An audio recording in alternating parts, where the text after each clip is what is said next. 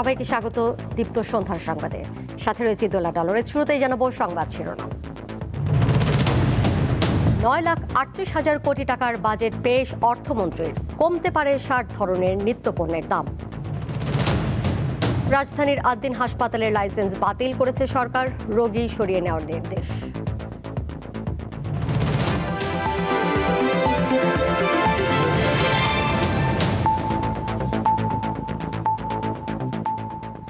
শুরুতেই বাজেট প্রসঙ্গ।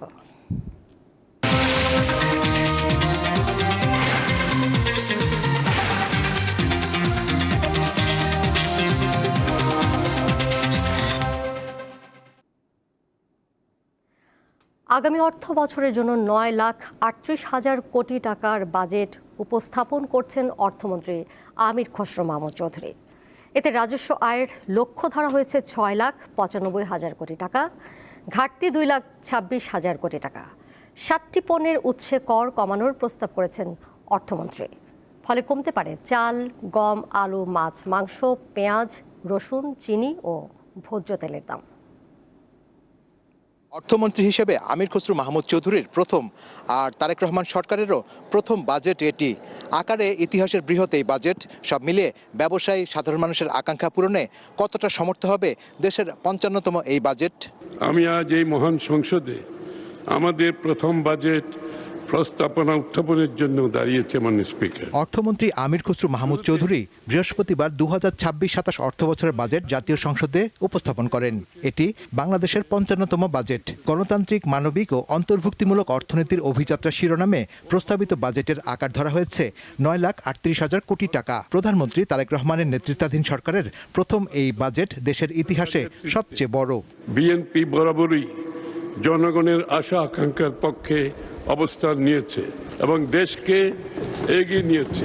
রাজস্ব আয়ের লক্ষ্য 6,95,000 কোটি টাকা। এর মধ্যে জাতীয় রাজস্ব বোর্ড থেকে আসবে 6,04,000 কোটি টাকা। ঘাটতির পরিমাণ 2,43,000 কোটি টাকা। নিশ্চিতকরণে মোট দেশজ উৎপাদন জিডিপির আকার ধরা হয়েছে 68,31,000 কোটি টাকা।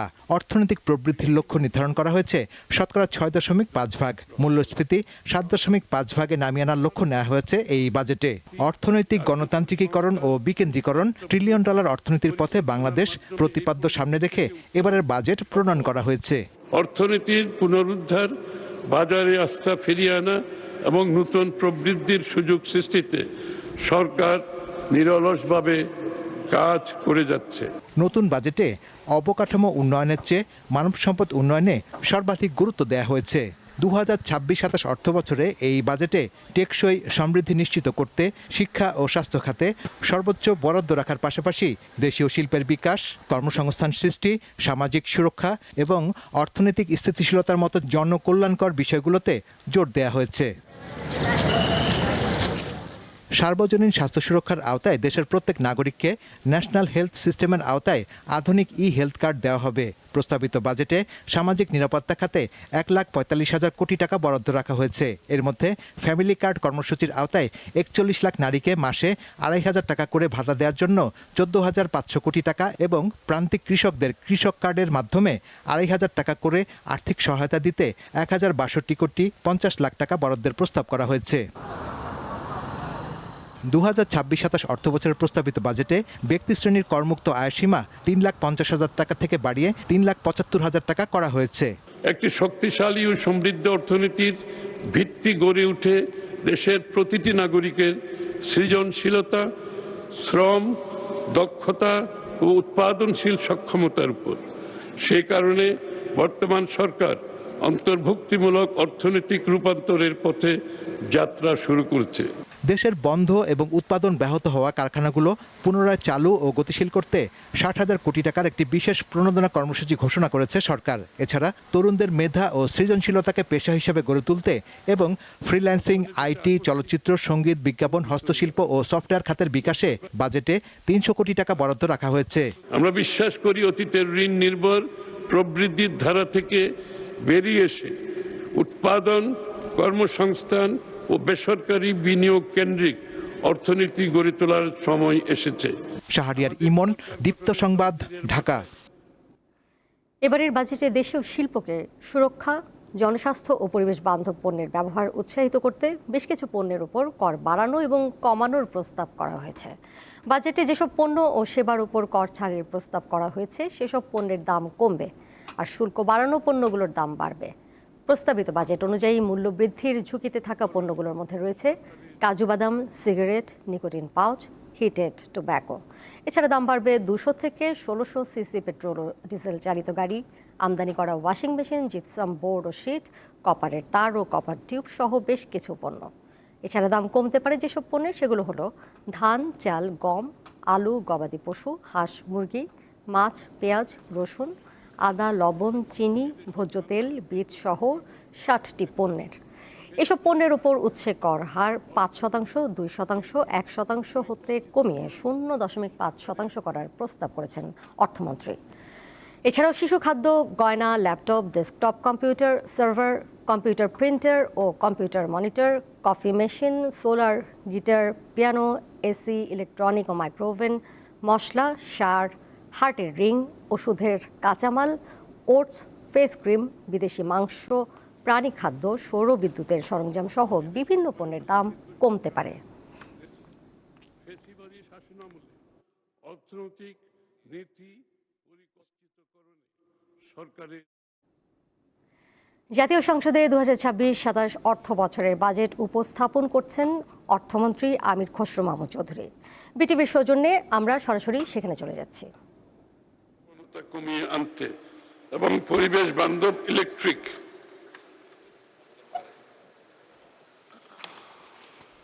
যান ইভি ব্যবহারে জনগণকে উৎসাহিত করতে মধ্যম সারির 1200 থেকে 1600 সিসি ক্ষমতার ইন্টারনাল কম্বাসন ইঞ্জিন বিশিষ্ট আমদানিকৃত গাড়ির উপর বিদ্যমান সামগ্রিক করবার 132.36% থেকে বাড়িয়ে 155.58% নির্ধারণের প্রস্তাব করছে।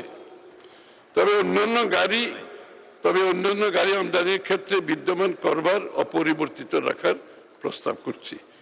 তথ্য প্রযুক্তি খাতের বিকাশে কম্পিউটার সামগ্রীর আমদানিতে বিদ্যমান শুল্ক কর বিশেষভাবে হ্রাস করা। মানে স্পিকার, প্রযুক্তি খাতে উন্নত বাংলাদেশ এবং আইটি খাতে ব্যাপক কর্মসংস্থান সৃষ্টির লক্ষ্যে laptop, desktop, computer, server, computer printer, computer monitor আমদানির ক্ষেত্রে সমুদায় আমদানি শুল্ক, রেগুলেটরি শুল্ক, সম্পূরক শুল্ক, ব্যয় প্রত্যাহার করার প্রস্তাব করছে এবং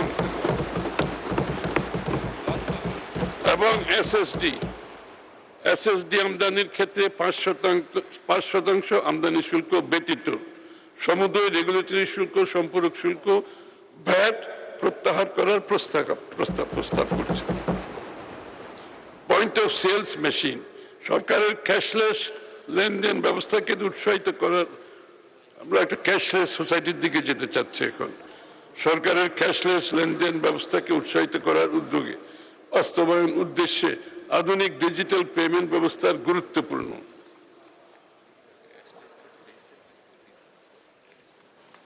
মাননীয় অর্থমন্ত্রী, মাগরিবের নামাজের জন্য বিরতি দিতে চাই। আপনি মাগরিবের নামাজের বিরতির পর অবশিষ্ট অংশ উত্থাপন করতে পারেন। দর্শক, জাতীয় সংসদে একটি বিরতি এখন নেওয়া হয়েছে এবং সেখানে আমরা সরাসরি ছিলাম। অর্থমন্ত্রী সেখানে বাজেট পেশ করছিলেন।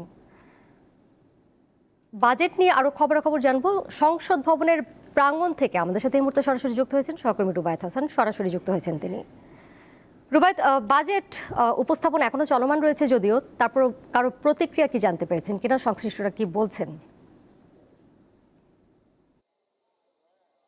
না, নিশ্চয়ই এই মুহূর্তে কিন্তু আমি জানাতে চাই যে প্রায় 4.25 ঘন্টা হতে চললো যে এই বাজেট অধিবেশন চলছে এবং মাননীয় অর্থমন্ত্রী এই বিরতি অর্থাৎ মাগরিবের নামাজের বিরতির আগ পর্যন্ত প্রায় 3 ঘন্টা 45 মিনিট যাবৎ এই অধিবেশনে বাজেট তার উপস্থাপন করছেন, যা দেশের ইতিহাসের সবচেয়ে বড় খবর। এই জানাচ্ছিলেন 9,38,000 কোটি টাকার বাজেট। তবে দেখার বিষয় যেই পয়েন্টগুলো একটু আমি জানাতে চাই, এখনও পর্যন্ত প্রতিক্রিয়া তেমনভাবে কেউ এই সংসদ থেকে বেরিয়ে গিয়ে যে দিয়েছেন তেমনটি নয়।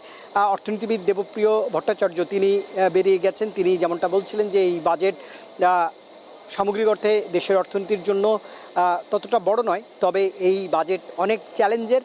মূল্যস্ফীতি সহ সামগ্রিক প্রবৃদ্ধি ধরে রাখবার জন্য সরকারকে কঠোর পরিশ্রম করতে হবে, এমন কঠিন কঠিন তথ্য তিনি বলেছেন, যেটি আসলে সাধারণ মানুষ কতটা সহজে বুঝবে। সাধারণ মানুষ আসলে বোঝে দোলা কোনটির দাম কমলো, কোনটির বাড়লো, তাদের আগামী দিনে সংসার চালাতে কতটা চাপ পড়বে সেটি। সেদিকে লক্ষ্য করলে 2,43,000 কোটি টাকার ঘাটতি রয়েছে এই বিএনপি সরকারের 20 বছর পর ক্ষমতায় আসার পর প্রথম বাজেটে।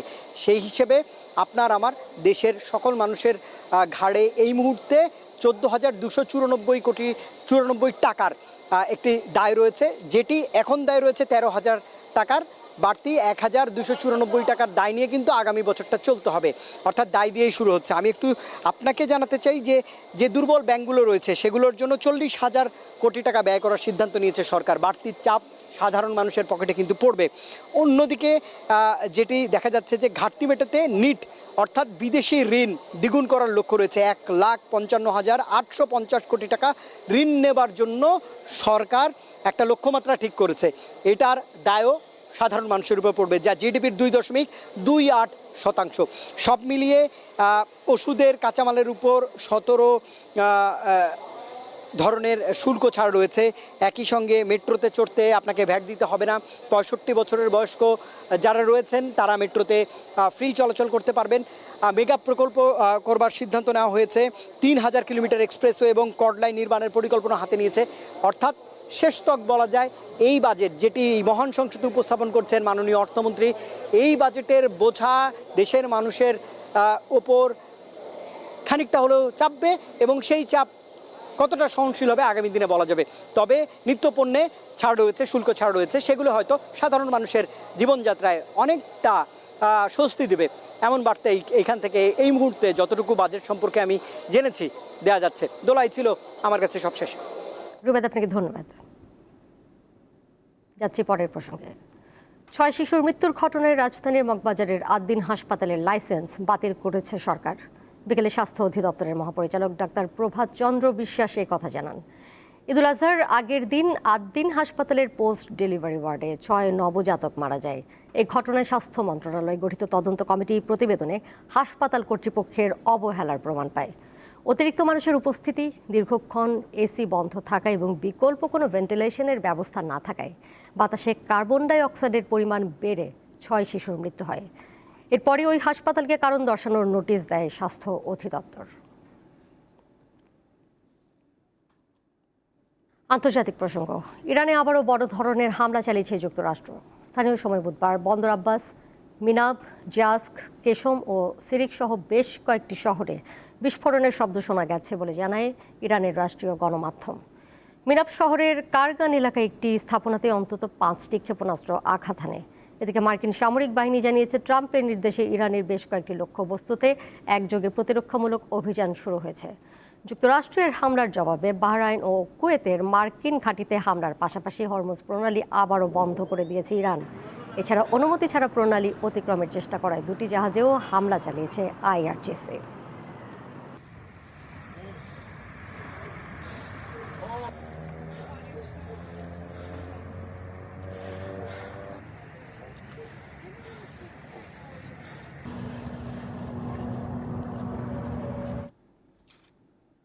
প্রথমবারের মতো 3টি ভিন্ন দেশে আলাদাভাবে আয়োজন করা হয়েছে বিশ্বকাপ ফুটবলের উদ্বোধনী আসরের। 3 আয়োজক দেশ মেক্সিকো, কানাডা এবং যুক্তরাষ্ট্রে উদ্বোধনী ম্যাচের 90 মিনিট আগে শুরু হবে এই অনুষ্ঠানগুলো, যেখানে ফুটবল প্রেমীরা উপভোগ করতে যাচ্ছেন বৈশ্বিক তারকাদের পরিবেশনা। বলা হয় গ্রেটেস্ট শো অন আর্থ, এই নামকরণের সার্থকতা আয়োজনের বিশালতার দিকে নজর দিলেও বোঝা যায়। এবারই প্রথম যৌথভাবে 3 দেশ যুক্তরাষ্ট্র, মেক্সিকো এবং কানাডার 16টি শহরে অনুষ্ঠিত হবে বিশ্বকাপ ফুটবল। রেকর্ড 104 ম্যাচের এই মহাযজ্ঞের শেষ হবে 19 জুলাই নিউ ইয়র্কে ফাইনালের মধ্য দিয়ে। উদ্বোধনী আয়োজনে প্রথম পর্ব অনুষ্ঠিত হবে 11 জুন মেক্সিকো সিটির এস্তাদিও আজতেকা স্টেডিয়ামে। এখানে 2026 বিশ্বকাপের অফিসিয়াল গান দাই দাই সরাসরি পরিবেশন করবেন কলম্বিয়ার পপ তারকা শাকিরা ও নাইজেরিয়ার শিল্পী বার্না বয়। এছাড়া যে বালভিন, মানা, আলেহান্দ্রো ফার্নান্দেজ, বেলিন্দা ও টাইলা সহ আরো কয়েকজন আন্তর্জাতিক শিল্পী অংশ নেবেন। উদ্বোধনী ম্যাচ ঘিরে ব্যতিক্রমী সিদ্ধান্ত নিয়েছে মেক্সিকো সরকার। যানজট কমাতে এবং নগরবাসী ও পর্যটকদের চলাচল সহজ করতে স্থানীয় সময় বৃহস্পতিবার মেক্সিকো সিটির সব স্কুল বন্ধ রাখার নির্দেশ দিয়েছেন দেশটির প্রেসিডেন্ট। একইভাবে উদ্বোধনী আয়োজন হবে কানাডার টরেন্টোর বিএমও ফিল্ডে। দেশটির সংস্কৃতির বৈচিত্র্য তুলে ধরতে মঞ্চে উপস্থিত থাকবেন মাইকেল বুবলে, অ্যানালিস মরিসেট এবং আলিসিয়া কারার মতো বিশ্বখ্যাত সঙ্গীত শিল্পীরা।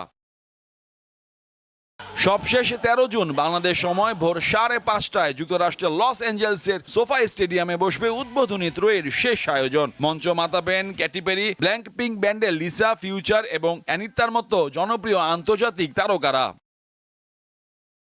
স্টেডিয়ামগুলোতে দর্শকদের উপস্থিতির পাশাপাশি বিশ্বজুড়ে কোটি কোটি মানুষ টেলিভিশন পর্দা সহ বিভিন্ন অনলাইন ও ওটিটি প্ল্যাটফর্মে এই আয়োজন সরাসরি উপভোগ করতে পারবেন। মোহাম্মদ হাসিব, দীপ্ত স্পোর্টস। এর সাথে শেষ করব দীপ্ত সন্ধ্যার সংবাদ। যাবার আগে শিরোনামগুলো জানিয়ে দেব আরও একবার। 9,38,000 কোটি টাকার বাজেট পেশ অর্থমন্ত্রীর, কমতে পারে 60 ধরনের নিত্য পণ্যের দাম। রাজধানীর 8 দিন হাসপাতালের লাইসেন্স বাতিল করেছে সরকার, রোগী সরিয়ে নেওয়ার নির্দেশ।